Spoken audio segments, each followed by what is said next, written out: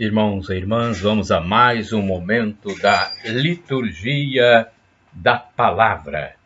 Momento de fé, de introspecção, de meditação. Nós temos que sempre, no dia a dia, nós devemos sempre, eu digo sempre porque a palavra mais exata é essa, sempre. Todos os dias devemos sempre abrir um espaço para Deus nos falar. Isso é imprescindível para a nossa salvação. Liturgia de 22 de abril de 2020, quarta-feira, segunda semana da Páscoa. A cor dos paramentos litúrgicos é branca, temos o prefácio pascal e ofício do dia. Antífona da entrada. Vamos à antífona da entrada para iniciarmos a nossa alocução. Senhor, eu vos louvarei entre os povos, anunciarei vosso nome aos meus irmãos. Aleluia, aleluia, aleluia. Oração do dia, rezemos. Imploramos, ó Deus, imploramos a Ti a vossa clemência. Ao recordar cada ano o mistério pascal, que renova a dignidade humana e nos faz e traz esperança da ressurreição, concedei-nos acolher sempre com amor o que celebramos com fé por nosso Senhor Jesus Cristo, vosso Filho, na unidade do Espírito Santo. Assim seja. Primeira leitura. Leitura dos Atos dos Apóstolos, capítulo 5, versículos de 17 a 26. Vamos lá. Levantaram-se, retificando, naqueles dias levantaram-se o sumo sacerdote e todos os do seu partido, isto é, o partido dos saduceus, cheios de raiva, e mandaram prender os apóstolos e lançá-los na cadeia pública. Porém, durante a noite, o anjo do Senhor abriu as portas da prisão e os fez sair, dizendo: ide falar ao povo no templo, sobre tudo o que se refere a este modo de viver. Eles obedeceram e ao amanhecer entraram no templo e começaram a ensinar. O sumo sacerdote chegou com seus partidários e convocou o sinédrio e o conselho, formado pelas pessoas importantes do povo de Israel. Então mandaram buscar os apóstolos na prisão, mas, ao chegarem à prisão, os servos não os encontraram e voltaram dizendo: encontramos a prisão fechada, com toda a segurança, e os guardas estavam a postos na frente da porta. Mas quando abrimos a porta, não encontramos ninguém lá dentro. Ao ouvirem essa notícia, o chefe da guarda do templo e os sumos sacerdotes não sabiam o que pensar e perguntavam-se o que poderia ter acontecido. Chegou alguém que lhes disse: os homens que vós pusestes na prisão estão no templo ensinando o povo. Então o chefe da guarda do templo saiu com os guardas e trouxe os apóstolos, mas sem violência, porque eles tinham medo que o povo os atacasse com pedras. Palavra do Senhor, graças a Deus. Salmo responsorial, Salmo 34, versículos do 2º ao 3º, do 4º ao 5º, do 6º ao 7º e do 8º ao 9º. Refrão 7º. Este infeliz gritou a Deus e foi ouvido. Vamos repetir? Este infeliz gritou a Deus e foi ouvido. Bendirei o Senhor Deus com todo... Bendirei o Senhor Deus em todo o tempo. Seu louvor estará sempre em minha boca. Minha alma se gloria no Senhor, que ouçam os humildes e se alegrem. este infeliz gritou a Deus e foi ouvido. Comigo engrandecei ao Senhor Deus. Exaltemos todos juntos o seu nome. Todas as vezes que o busquei, ele me ouviu e de todos os temores me livrou. Este infeliz gritou a Deus e foi ouvido. Contemplai a sua face e alegrai-vos, e vosso rosto não se cubra de vergonha. Este infeliz gritou a Deus e foi ouvido, e o Senhor o libertou de toda angústia.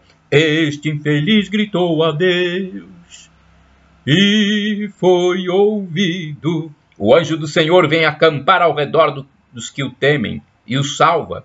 Provai e vede quão suave é o Senhor. Feliz o homem que tem nele o seu refúgio. Este infeliz gritou a Deus e foi ouvido. Repitamos. Este infeliz gritou a Deus e foi ouvido. Evangelho. Aclamação ao Santo Evangelho. Aleluia, aleluia. Aleluia, aleluia. Aleluia, aleluia. Aleluia, aleluia. Deus o mundo tanto amou, que lhe deu seu próprio Filho, para que todo que nele crer encontre a vida eterna. Encontre a vida eterna. João, capítulo 3, versículo 16. Aleluia, aleluia. Aleluia, aleluia. Aleluia, aleluia. Aleluia, aleluia. Evangelho de Jesus Cristo, segundo São João, capítulo 3, versículos de 16 a 21. O Senhor esteja convosco, Ele está no meio de nós. Proclamação do Evangelho de Jesus Cristo, segundo São João. Glória a vós, Senhor. Pelo sinal da Santa Cruz, livra-nos Deus, nosso Senhor, dos nossos inimigos. Deus amou tanto o mundo que deu o seu Filho unigênito, para que não morra todo o que nele crer, mas tenha a vida eterna. De fato, Deus não enviou o seu Filho ao mundo para condenar o mundo, mas para que o mundo seja salvo por ele. Quem nele crê não é condenado, mas quem não crê já está condenado, porque não acreditou no nome do Filho unigênito.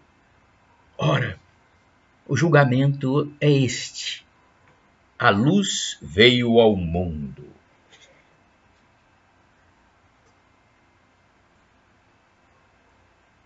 A luz veio ao mundo. Mas os homens preferiram as trevas à luz, porque suas ações eram más. Quem pratica o mal odeia a luz, e não se aproxima da luz, para que suas ações não sejam denunciadas. Mas quem age conforme a verdade, aproxima-se da luz, para que se manifeste que suas ações são realizadas em Deus. Palavra da salvação, glória a vós, Senhor. Vamos à reflexão. É um texto de Antônio Carlos Santini, da Comunidade Católica Nova Aliança, e-mail santini@novaalianca.com.br. Liturgia comentada do Santini. Tanto amou o mundo. João, capítulo 3, versículos de 16 a 21. Muitos comentaristas do Novo Testamento entendem que João 3,16 pode ser tomado como a síntese de toda a boa nova. Deus ama o mundo e o ama ao extremo, o que inclui a doação de seu Filho único para que o mundo seja salvo. O Deus da vida, Criador universal, só pode querer a salvação de todos. Luís Louis Boyer é um desses comentaristas. Esta frase resume mais particularmente o ensinamento sobre a vida que é dado nesta parte do Evangelho. Deus, segundo o constante ponto de vista de São João, tem como caráter essencial um amor sem medida por sua criatura, amor cuja força incompatível e cuja soberana liberdade se unem a um dom tão gratuito quanto total, o dom do Filho único. O objetivo deste dom é que os homens tenham vida. Mas não se pode descuidar a atenção para uma cláusula do mesmo versículo, para que todo que nele crer não pereça, mas tenha vida eterna. Crer sem o ato de fé fica em suspenso o dom oferecido. A falta de fé torna inoperante a vida oferecida. Até aqui, comenta Boyer, nós vimos a vida tornada acessível à humanidade pela morte e glorificação de Cristo, em seguida comunicada a cada homem pelo batismo. Agora, aprendemos como o homem pode gozar efetivamente deste dom do Filho. É pela fé, a fim de que todo aquele que nele crê não pereça. Esta menção da fé introduz um breve desenvolvimento que nos deve fazer considerar, segundo uma perspectiva nova, a relação entre a vida e a luz. O prólogo do Evangelho de João nos tinha ensinado como, no verbo, a luz procede da vida. Aqui nós aprendemos como a luz nos conduz a essa vida, de onde ela decorre. Entende-se desta forma que a eventual condenação de alguém não deriva de um ato formal, de um julgamento de Deus, mas da própria recusa individual em acolher a vida por ele oferecida. Aquele que não crê já está julgado, conforme João 3, ou 3, versículo 18. Pois, em presença da luz, sua recusa em crer assume um significado positivamente mau. Demonstra que o incrédulo está associado às trevas. Se não tivéssemos recebido a revelação na pessoa de Jesus Cristo, ainda teríamos a desculpa da ignorância, mas uma vez iluminados pelo Evangelho, somos responsáveis pela opção que fazemos entre vida e morte, entre verdade e mentira, entre luz e trevas. Esta é a pregação de Paulo no Areópago, em Atenas. Leiam nas cartas de Paulo, ele pregou em Atenas, no Areópago, discípulo, o apóstolo dos gentios. Vamos ver o que ele disse naquele dia. Sem levar em conta os tempos da ignorância, Deus agora faz saber à humanidade que todos, em todo lugar, devem converter-se. Atos dos Apóstolos 17, versículo 30. Confira aí. Não se pode negar, a recusa da fé é uma recusa do amor.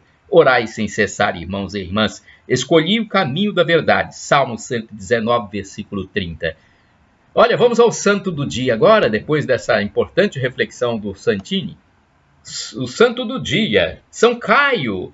Olha, eu gravo aqui para o meu blog, repórterpaulomaciel.blogspot.com, facebook.com/Paulo Maciel da Rádio, canal no YouTube, Paulo Roberto Maciel.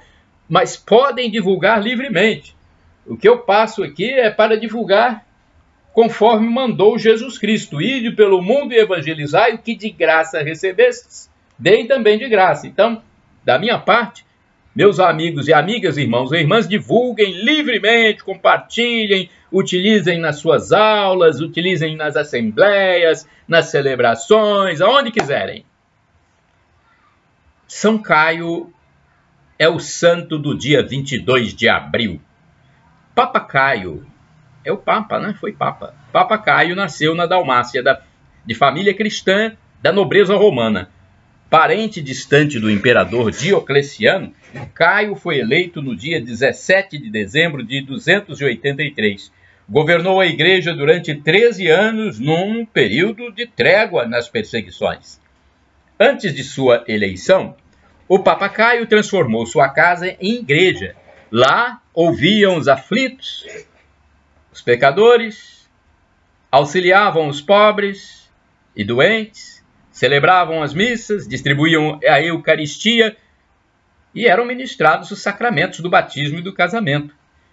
O grande contratempo enfrentado pelo Papa Caio se deu no âmbito interno do próprio clero, devido à crescente multiplicação de heresias, criando uma grande confusão entre os devotos cristãos. Nós sabemos, pelos escritos da Igreja, que apesar do seu parentesco com o imperador, o Papa se recusou a ajudar Diocleciano, que pretendia receber a sobrinha dele como sua futura nora. A ira do soberano mandou matar todos os cristãos, começando pelo seu parente Caio. Papa Caio morreu decapitado. Cortaram a cabeça, gente.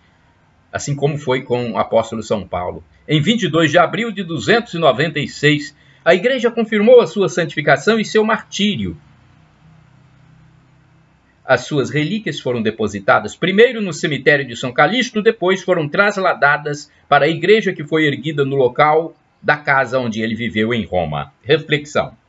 Hoje, mais uma vez, fazemos memória de um pastor da igreja que soube dedicar-se à missão de fazer o Cristo conhecido e amado. São Caio foi um homem do seu tempo, alegre e lutador. Sua posição na cátedra de Pedro não lhe tirou sua humildade e caridade com os mais pequenos. Voltemos hoje nossas orações para os líderes de nossas comunidades, pedindo que Deus os cumule de sabedoria e simplicidade, para que a igreja seja marcada pelo profundo respeito entre os homens e mulheres. Oração. Rezemos, prezados irmãos e irmãs. Deus, eterno e todo-poderoso, quiseste que São Caio governasse todo o vosso povo, servindo-o pela palavra e pelo exemplo. Guardai, por suas preces, os pastores da vossa igreja e as ovelhas a eles confiadas, guiando-os no caminho da salvação. Por nosso Senhor Jesus Cristo, vosso Filho, na unidade do Espírito Santo. Amém. Shalom Adonai, uma expressão hebraica que significa a paz do Senhor. El Shaddai, também do hebraico, significa Deus onipotente, Deus todo-poderoso. Ele proverá. Acredite, tenha fé como essa fiel aqui. Olha como ela demonstra sua fé. E Maranatá, como dizem os católicos, ou Maranata, como dizem os protestantes. O significado é o mesmo, mas os católicos falam com a tônica na última sílaba, Maranatá. Protestantes falam com a tônica na penúltima sílaba, Maranata. O significado é o mesmo, segundo o apóstolo São Paulo: vinde, Senhor Jesus, e o sofrimento de agora nem se compara com a glória futura que será revelada em nós na volta de Cristo. Quando ele voltar, meu amigo, minha amiga, meu irmão, minha irmã, esteja pronto. Pronto para ir para o paraíso. Para isso, você tem que se arrepender dos seus pecados diariamente, sempre, a todo momento estar pronto, porque você não sabe o dia da sua morte. Quando você morrer, já será julgado por Cristo. É o julgamento pessoal. Então esteja sempre pronto, pedindo perdão sempre. E acreditando que Jesus é Deus no mistério da Santíssima Trindade. Nosso Jesus aqui. Shalom Adonai, a paz de Cristo Jesus, nosso irmão mais velho e nosso Redentor. Shalom.